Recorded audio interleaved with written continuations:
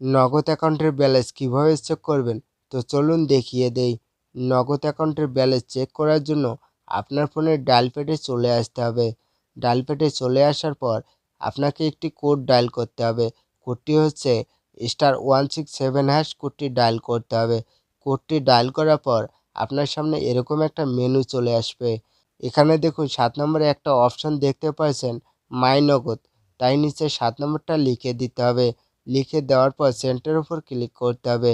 যারা এখনও পর্যন্ত ভিডিওতে লাইক করেননি তারা প্লিজ ভিডিওতে একটি লাইক করে দিবেন এবং সাবস্ক্রাইব করে রাখবেন। ক্লিক করার পর এখানে দেখুন 1 নম্বরে একটা অপশন রয়েছে ব্যালেন্স ইনকোয়ারি। তাই নিচে 1 নম্বরটা লিখে দেবেন। লিখে দেওয়ার পর সেন্টারের উপর ক্লিক করবেন। ক্লিক করার পর এখানে দেখুন ইন্টার পিন। এখন আপনাকে আপনার নগদ অ্যাকাউন্টের পিন নাম্বারটি লিখে দিতে হবে। পিন নাম্বারটি লিখে দেওয়ার পর সেন্টারের উপর ক্লিক করতে হবে।